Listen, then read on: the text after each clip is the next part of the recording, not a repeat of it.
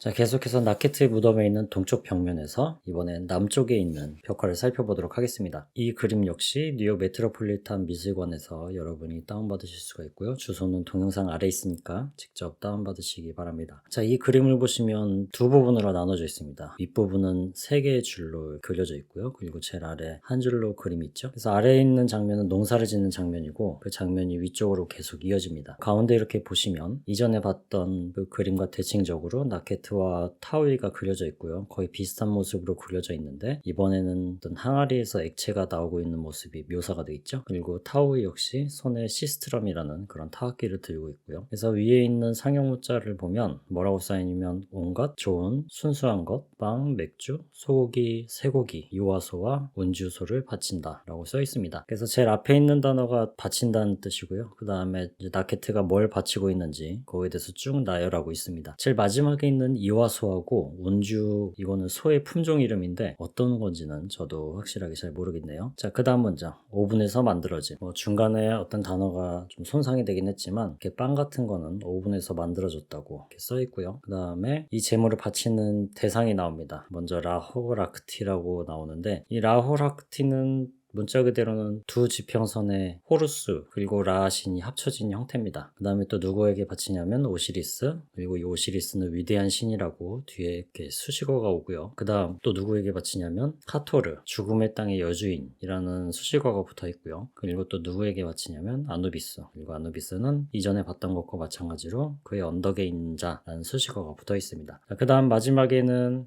이걸 바치는 사람이 나케트하고 타우이가 이렇게 써 있고요. 역시 아문신과 관련된 부분은 의도적으로 파괴된 걸 볼 수 있습니다. 그 다음 제물 아래쪽에 보면 이렇게 하인들이 소를 잡고 있는 모습이 보입니다. 이런 식으로 해서 제물에 쓰일 소고기를 준비하는 모습을 볼 수가 있고요. 그리고 오른쪽에 있는 한 사람은 어떤 그릇에 하얀 것을 담아서 나케트에게 이렇게 바치고 있죠. 이거는 소에서 나온 기름인 것 같습니다. 그래서 이 기름을 나케트에게 바치고 있는 모습을 이렇게 묘사를 했고요. 그리고 이 두 부부 뒤에 농사 짓는 장면이 나오죠. 근데 이거는 순서상으로 아래에 있는 그림을 먼저 본 게 맞습니다. 그래서 아래에 어떤 그림인지 먼저 살펴보고 이 위로 다시 올라오도록 할게요. 자, 이 아래에 보시면 농사 짓는 장면이 나옵니다. 그래서 먼저 가운데 보시면 이렇게 소 두 마리를 이용해서 밭을 갈고 있는 모습이 보이죠. 서로 마주 보면서 이렇게 밭을 갈고 있고요. 그리고 한 사람 뒤에는 씨를 뿌리는 사람이 따라가면서 이렇게 씨를 뿌리는 장면이 묘사가 되어 있습니다. 자, 그리고 그 씨 뿌리는 사람 뒤에도 역시 밭을 가는 사람이 있고요. 그 씨 뿌리는 사람 뒤에 보면 이렇게 도구를 이용해서 밭을 일구는 사람이 있고요. 그리고 그 사람 앞에도 역시 마찬가지로 씨를 뿌리는 사람이 이렇게 있죠. 그리고 이 씨 뿌리는 사람 뒤에 보면 농부를 위한 음식들이 보입니다. 그래서 휴식 시간 같은 때 새참으로 먹으라고 놓여있는 그런 그릇들을 볼 수 있고요. 그리고 그 위에 보면 나무가 하나 보이고 그 나무에는 가죽 부대로 만든 물주머니가 있습니다. 그 물주머니에서 이렇게 물을 마시면서 쉬고 있는 농부도 한 명 보이고요. 그리고 뭔가 이런 곡선 위에도 밭을 가는 사람이 보입니다. 이렇게 두 사람이 밭을 일구고 있고 또 뒤에 씨 뿌리는 사람이 있는데 차이점이 있다면 이 사람들은 발목이 안 보이죠? 지금 이 사람들은 습지를 개간하고 있는 겁니다. 그래서 나일강이 주기적으로 범람을 하잖아요. 이렇게 범람을 하게 되면 습지가 형성이 되는데 그 모습이 바로 오른쪽에 이런 호수 형태로 나타나 있는 거고요. 그리고 이런 진흙같이 발이 푹푹 빠지는 땅에서 지금 농사를 짓고 있기 때문에 이렇게 위에 있는 사람들은 발목이 안 보이는 것으로